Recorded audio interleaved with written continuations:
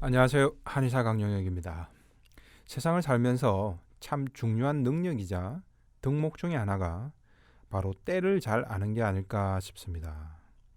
주식만 하더라도 이 주식이 곧 오를 종목인지 내릴 종목인지를 잘 알아야겠죠. 부동산 역시 마찬가지입니다. 이처럼 모든 것에는 다 취할 때와 버릴 때와 같이 그 적절한 때가 있습니다. 그 때를 잘 타면 성공을 거두지만 또 그 때를 놓치거나 잘못 짚으면 낭패를 보기도 합니다. 이처럼 재물을 운용하는 것도 때가 중요하지만 어쩌면 우리 인생에서 가장 중요한 때란 사람을 잘 만나고 잘 헤어질 그런 때가 아닌가 싶습니다. 누구를 언제 어떤 때에 만나느냐에 따라서 우리 인생의 기륭화복이 좌우되는 경우가 참 많은 것 같습니다. 나아가 만나야 할 때도 있고 또 반대로 이제는 그 인연을 멈추고 잘 보내줘야 할 때도 있습니다. 이런 때를 놓치면 분노와 우울, 고통과 추함이 뒤따르게 됩니다. 그 위치를 내려오고 떠나보내야 할 때를 잘 알고 잘 보내주면 이내 곧 우리는 또 다른 새로운 인연과 마주할 수 있게 됩니다. 유명한 김소월 시인의 진달래꽃처럼 말이죠.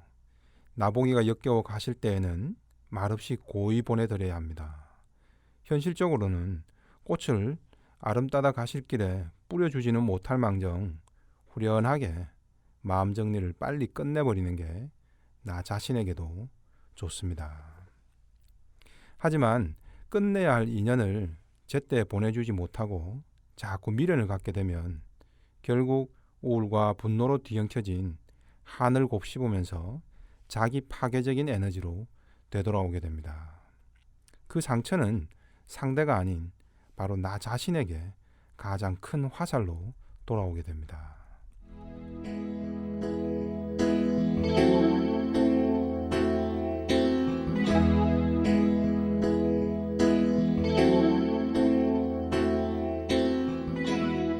환자 사례를 한번 보시면서 이야기 나누겠습니다. 우울증과 알코올 중독 때문에 내원한 미혼 여성 A씨입니다. 불과 6개월 전까지만 해도 해외 유학까지 다녀와서 건실한 직장을 잘 다니고 있었습니다. 근데 평소 마시지도 않던 술까지 마시면서 알코올 중독에 빠져 직장도 그만둬 버렸습니다. 집 밖으로 나가지도 않고 밥도 제대로 먹지 않고 방에서 혼자 술만 마십니다. A씨가 이렇게 힘들어진 건 훈남 의사와 파혼 때문이었습니다. 핑크빛 결혼을 앞두고 있었는데 갑자기 분명한 이유도 없이 더 이상 연락하지 말자라는 결별 통보를 받았습니다. 처음에는 파혼 이유라도 듣자 싶어 계속 연락을 했지만 상대는 그 연락조차도 끊어버렸습니다. 식음을 전폐하며 도대체 왜 내가 파혼당해야 하는가라는 생각이 머리를 떠나지 않아 잠을 이룰 수가 없었답니다. 이후 잠을 자려고 술을 조금씩 마시기 시작한 게 알코올 중독의 출발이었습니다. 그 뒤로는 만취해서 뻗다시피 하지 않으면 잠을 잘 잘 수가 없었다고 합니다. 그러다 보니 아침에 회사에 지각과 결근을 하는 일도 늘어난 거죠. 그런데 왜 A씨의 약혼남은 명쾌한 이유도 설명해 주지 않고 그냥 떠나버린 걸까요? 다른 여자가 생긴 걸까요? 아니면 사귀는 과정에서 A씨에 대해 요모조모 따져보니까 A씨가 별로였다는 생각이 들었을까요? 당사자의 말을 들을 수 없으니 어떤 이유인지는 A씨도 저도 알 도리가 없습니다. 하지만 분명한 것은 있습니다. 바로 그 약혼남은 A씨와 결혼해서 자신의 인생에서 별로 이익이 없다는 판단을 이미 한 겁니다. 그래서 떠나간 겁니다. A씨에겐 이때가 바로 잘 보내줄 때였던 겁니다. 나보기가 역겨워 가실 때는 말없이 고이 보내드려야 하는데 A씨는 그러질 못하고 계속 집착한 겁니다. 떠나간 연인에 대한 인간적 배신감만 곱씹었습니다. 그리고 이 모든 게 내가 못나서 그런가라는 자책을 하기 시작한 겁니다. 그러다 보니 나같이 못난 사람이 앞으로 또 그런 좋은 사람을 또 만날 수 있을까? 앞으로 내 인생은 희망이 없구나. 이런 결론에 다다른 거죠. 그냥 쿨하게 보냈더라면 이런 자책까지는 없었을 겁니다. 그리고 자기 인생을 비관적으로 볼 이유도 없는 것이고요. 하지만 떠나 보내줘야 할 때 그러질 못하니 결국 우울증이라는 자기 파괴적 에너지에 휩싸이고 만 겁니다. 약혼남도 자신의 이익을 쫓아서 떠나간 겁니다. 결혼까지 하고도 딴 여자에게 눈 돌아가는 상황보다는 차라리 잘된 셈 치고 쿨하게 보내줘 버려야 합니다. 또 다시 멋진 남자를 찾아볼 노력을 해야 했던 거죠. 그런데 왜 그러질 못했을까요? 그간의 연애 방식에도 문제가 있었습니다. A씨는 상대가 훈남의 의사라는 생각에 연애를 하면서도 저자세로 일관했다고 합니다. 약혼남이 무례한 상전처럼 굴어도 A씨는 어떻게든 이 남자를 잡아야겠다라는 생각에 비굴함을 감수해왔던 겁니다. 어떻게든 결혼까지 골인하고 보자는 생각에 계속 참고 맞춰줘만 왔던 거죠. A씨 인연이었다면 그냥 평소 A씨 편한 대로 대해도 부부가 되지 않았을까요? 그런데 억울한 것도 참고 다 맞춰줘도 결국 떠나가 버린 걸 보면 부부 인연은 아니었던 거죠. 내 인연이 아니었던 사람인데 이를 A씨 혼자 억지로 붙잡으려고 애를 쓴 겁니다. 배신감도 배신감이지만 억울한 겁니다. 연애기간 내내 자기 자존심까지 버리고 맞춰줬다는 생각에 더 억울한 겁니다. 그리고 자신이 투자한 시간과 노력에 대해 본전 생각도 납니다. 그래서 또다시 연애를 시작하려니 엄두가 안 나는 겁니다. 왜냐하면 또 좋은 남자를 만나면 이번처럼 자기는 자존심을 굽히면서 힘든 것을 계속 다 참고 맞춰주는 그런 힘든 연애를 하게 될 거라는 지레짐작 때문이죠. 이는 어찌 보면 A씨의 욕심이자 게으름입니다. 인연인 듯 인연이 아니었던 남자를 보내주지 못했던 건 약혼남이 나쁘다 좋다를 떠나서 A씨의 욕심과 집착인 겁니다. 그리고 이 남자가 인연이 아니면 다른 남자를 다시 열심히 찾고 또 서로를 알아가는 그런 노력을 해야 합니다. 근데 지금 A씨의 태도는 마치 명문대 입시에 한번 떨어졌으니 내 인생 끝이라는 식인 겁니다. 헤어진 연인에 대한 상실감보다는 이건 게으름인 겁니다. 한번 떨어졌으면 시험을 이제 포기해야 할까요? 아니면 될 때까지 다시 도전을 계속 해봐야 하는 걸까요? A씨는 표면적으로는 약혼남과 파혼 때문에 우울증과 알코올 중독자가 된 것처럼 보입니다.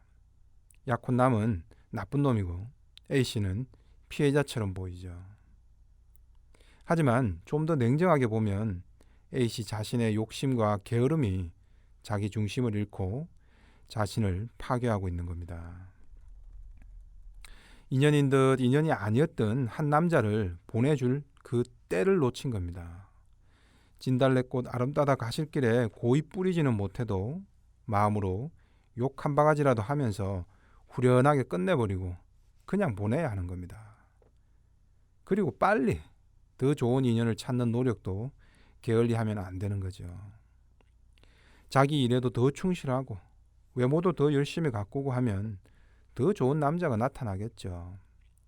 그런데 이미 진작에 보내야 할 흘러간 남자와의 추억에 그 때만 붙잡고 있고 새로 만나야 할 때는 마냥 미루고 있는 겁니다. 그리고 그 대가가 바로 우울과 중독인 셈입니다.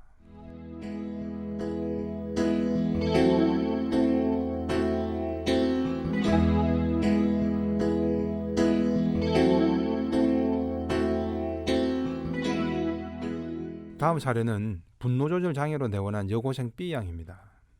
고2 때까지 평범한 모범생이었습니다. 근데 어릴 때부터 단짝이던 남자친구가 있었는데 이 남자친구가 B양의 후배 여학생과 사귀면서 문제가 터졌습니다. B양은 자신은 두 사람 모두에게 배신당한 것이라고 여기고 있습니다. 비록 이성이긴 했지만 어릴 때부터 누구보다도 속내를 터놓고 지낼 수 있는 가까운 사이였고 또 여자 후배 역시도 자신이 예뻐해줬던 친구였기 때문에 충격이 컸다고 합니다. 그런데 큐피트의 화살은 이 셋을 이렇게 갈라놓은 겁니다. A씨 사례와 마찬가지로 B양 역시도 빨리 보내줘야 할 그런 때였던 겁니다.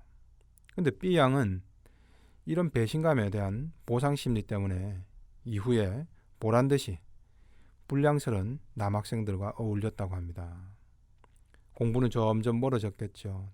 대학 진학도 포기해버렸습니다. 게다가 술 마시고 외박까지 잦아졌다고 합니다.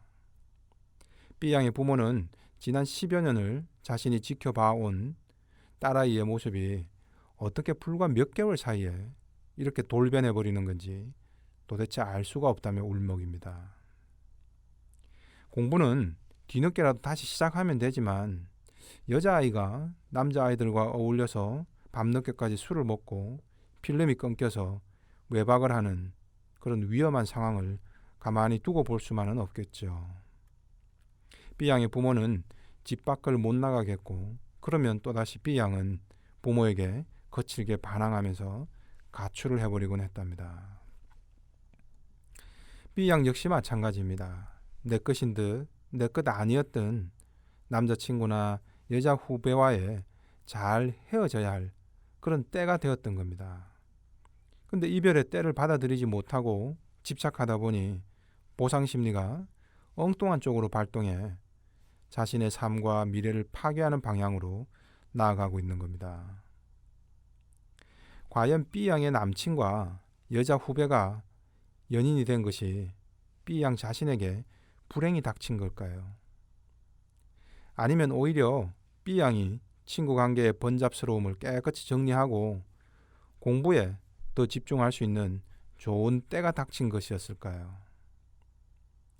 B양이 배신당했다라고 그 때를 받아들이지 않으려는 태도보다 차라리 잘된 일이라며 공부에 더 집중해서 대학 가서 더 좋은 남친을 만들 기회가 열린 때임을 알아차렸더라면 어땠을까요?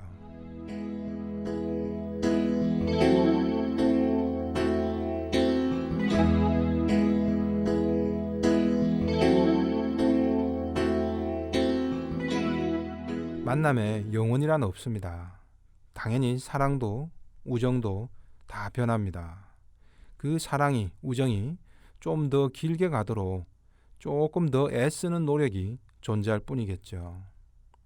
그런데 그 애씀도 결국 사람 간의 이익에 좌우될 때가 많습니다. 그래서 사상의학과 주역에선 사람이 만나고 헤어지는 것을 물과 바람에 비유합니다. 서로 이익이 있을 때는 물처럼 한 마음으로 강으로 모여듭니다. 그리고 곧 큰 바다로 나아갈 듯 서로 앞다툽니다. 하지만 이익이 줄면 바람처럼 형체조차 없이 뿔뿔이 흩어져 버리는 게 세상 이치가 아닐까요? 최근 시국 상황만 보더라도 그렇지 않습니까? 교수도 기업인도 정치인도 모두 자신의 이익을 위해 천년만년 인연이 지속될 것처럼 강물로 모여들었다가도 또 이익이 사라지면 서로를 탓하면서 바람처럼 온데간데 없이 뿔뿔이 흩어지고 있지 않습니까? 근데 필부들의 크고 작은 만남도 예외가 없는 거죠. 한 뜻으로 함께 할 때도 있었지만 서로를 잘 떠나보내줘야 할 그런 때도 있는 겁니다. 바람처럼 흩어져야 할 때 오히려 혼자서만 고인 물이 되면 악취만 고통만이 남겠죠. 상대도 잘 보내주고 나도 잘 떠나와야 합니다. 더 이상 그 때를 놓치면 결국 한과 분노가 자기 파괴적 에너지로 돌변합니다. 모든 이별이 아름답기까지를 바랄 수는 없더라도 떠나야 할 때를 버티다가 추함만 남는 그런 상황은 피해야 하지 않을까요? 바로 나 자신을 위해서 말이죠. 지금까지 한의사 강용혁의 심통부리기였습니다.